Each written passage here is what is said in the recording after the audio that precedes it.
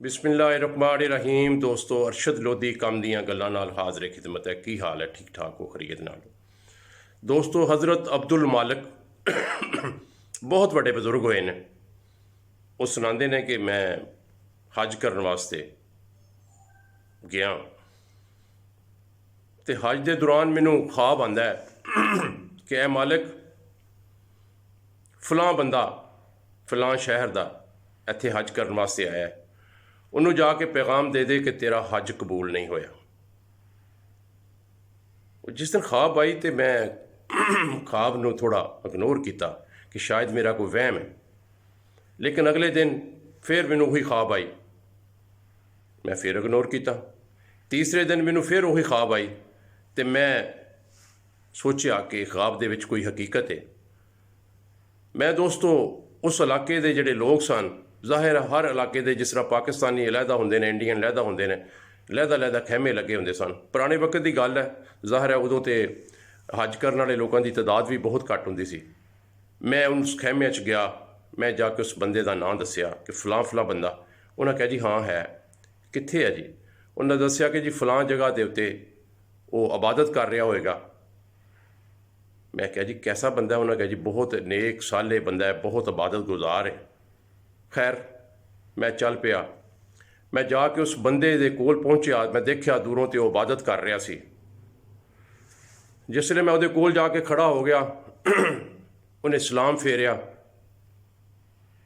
ते सलाम फेर के ते उन्हें मेरे हाल देखा तो मैं सलाम अलैकुम कहा तो उन्हें मैनू कहा कि तुसी अब्दुल मालिक हो। मेरी परेशानी होर वध गई। मैं क्या होए तो होर नेक बजुर्ग है तो की मतलब मेरा नाम भी जानता है? मैं क्या जी मैं अब्दुल मालिक हाँ। उन्हें कहा जी यही दसन वास्ते आए हो ना कि मेरा हज कबूल नहीं होया। जिस वेले कहते उन्हें यह गल की तो मेरे पैरों थलों जमीन निकल गई। क्यों हो? मेरी ख्वाब दे विच नबी करीम सल्लल्लाहु अलैहि वसल्लम आए ने तो उन्होंने आके मैनू ये कहा कि इनू जाके इतला कर दे कि तेरा हज कबूल नहीं होया। तो इस बंदे का ये आलम है कि इनू ये भी पता है कि मैं अब्दुल मालिक और मैनू यह ख्वाब आई है। तो मैं क्या हाँ मैनू बिल्कुल हुक्म होया कि मैं तेनों जाके यह गल दसा। तो रोन लग पिया। मैं उहदे कोल जिसले माजरा पूछया तो उन्हें दसिया कि जी मैं 24 साल तो हज कर रहा, मेरा ये 24वां हज है, लेकिन हर साल किसी ना किसी नेक बंदे नूं ख्वाब आंदा है तो वह आके मैनू दसदा है कि तेरा हज कबूल नहीं होया। ज़ारो कतार रो रहा से। मैं उन्होंने माजरा पूछा कि वजह तेरे हज कबूल ना होने की वजह है? तो उन्हें मैनू दसिया कि जी मैं माँ बाप का गुस्ताख सा। उन्हें अपनी जिसले कहानी सुनाई तो उन्हें दसिया कि रमज़ान का महीना सी ते मैं शराब पी के गोल बगाड़ा कर रहा सा ते मेरी माँ मेरे को आई। उन्हें कहा बेटा कुछ शर्म कर, लोग रोज़ा रख रहे ने, रमज़ान का महीना है तो तू की हरकतां कर रहे?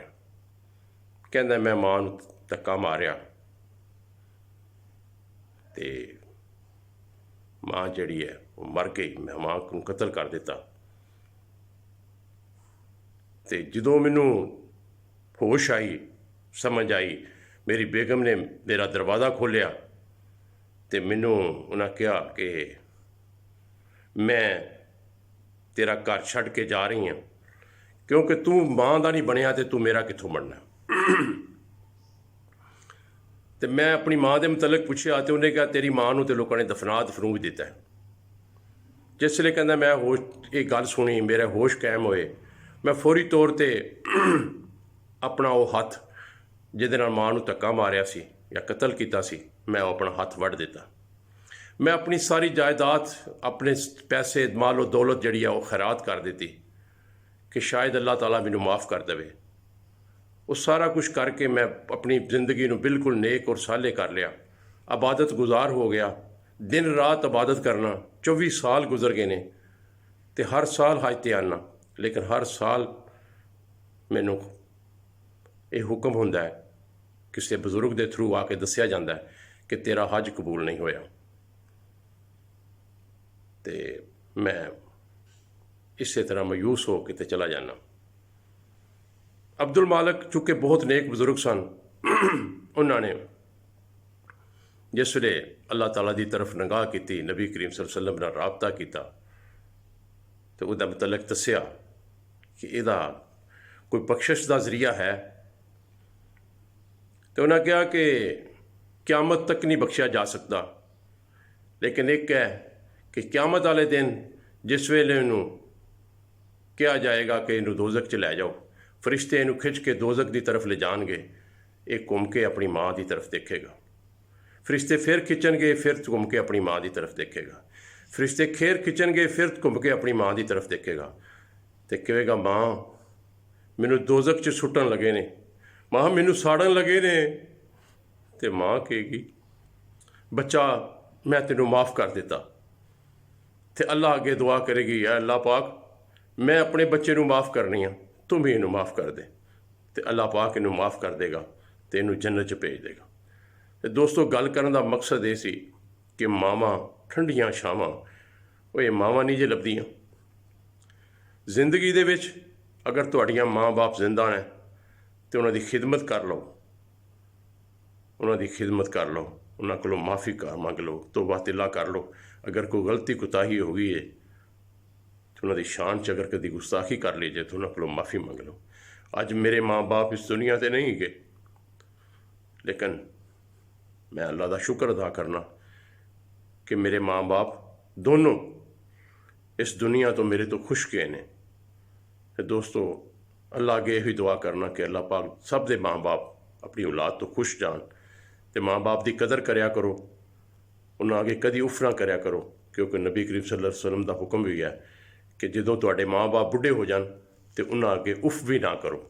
तो दोस्तों वीडियो पसंद आई होए लाइक तो शेयर कर दियो।